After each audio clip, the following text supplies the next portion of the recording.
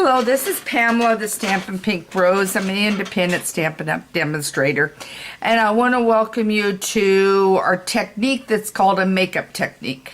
I was supposed to give you a technique last Wednesday, and I was headed to the airport when I realized I had not shot the video, so I apologize. I was in New Orleans last week with my business coach, and there was about 14, 15 of us that got together. And we scooted some ideas how to get things so that things run a little more smoothly, so that how we can help you stamping, so that if we're better prepared and better organized, then it moves more smoothly to you guys. So I got that accomplished last week. It'll take a little bit to get it in place. So today is a quick technique video, but I think it's an important one. And so my question is, how many of you have the Stamparatus? How many of you are using your Stamparatus? And are you using it the most effective that you can use? Those are three important questions for you, because really the Stamparatus can save your paper, can save your time, so it's a valuable asset that way. Other than directly just doing a stamping of one object, there is more than one ways to do it. So we're going to take a look at one of the Stamparatus things, and I am working on some other things for you, but we're going to just look at one today, and one real quick.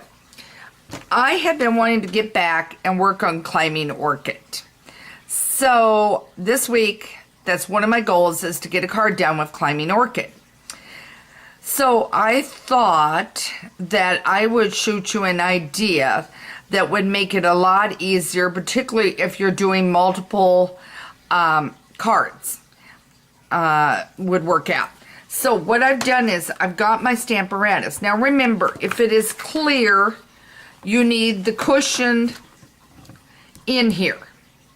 If it is rubber, you do not. Remember, this goes this way. I'm gonna get it in here where you can come down this way. Obviously you could turn it the other direction.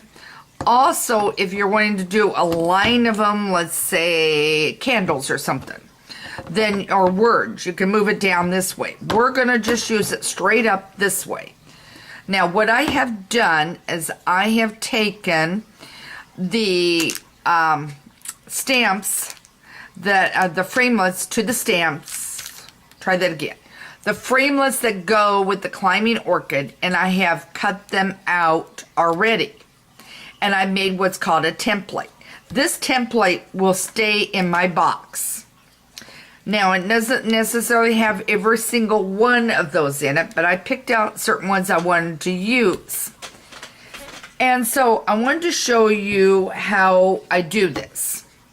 So what you're going to do is you're going to take your stamp and you're going to lay it right in the center of what you've cut out with the framelit. Okay? Make sure you use the magnets. You'll have to move them apart. You'll have to move them up and down and around to get your paper to stay down. Also, make sure they're not touching each other. You will have a hard time getting them apart, and you're likely to break them. They are available in the catalog where you can order more magnets if you're having an issue or you want more magnets to work with. Okay, so now what I've done is I'm attaching that to my frame. I have grabbed an ink spot that happened to come out of my Paper Pumpkin. So if you haven't subscribed to Paper Pumpkin, you need to think about it, because it's a wonderful kit and it's a wonderful way to be able to stamp on the go. But then you have your ink spots left from it.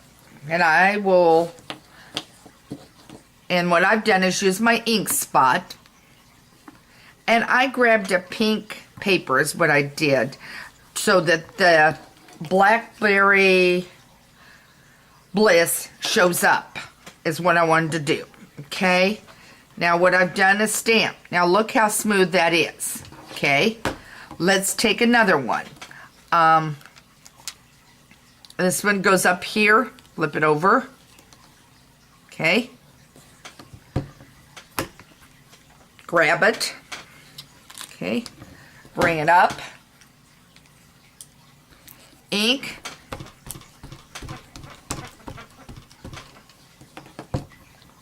Down. And you keep going on all of your pieces all the way around. And then you'll be able to cut them all at once, all together. So you can do one fell swoop of cutting, and then that way you'll have all your flowers, all your orchids for that one card.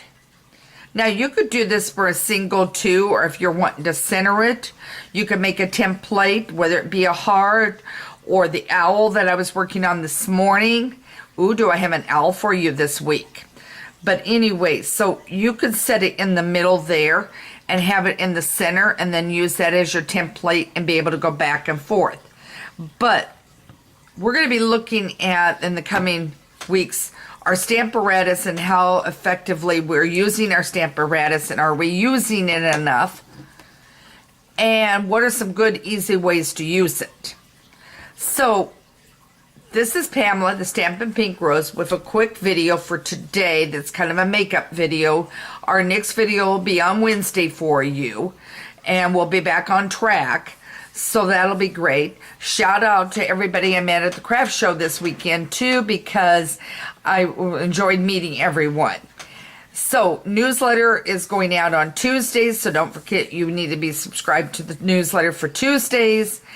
And I'll have a Stampin' idea and more information on that.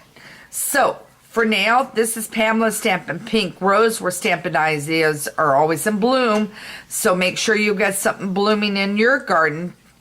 And keep watching my blog, because I am back, and I am back with many an idea to get going, to be creative. And we've got the holidays coming up, so don't forget that. Take care, and thanks for joining me today.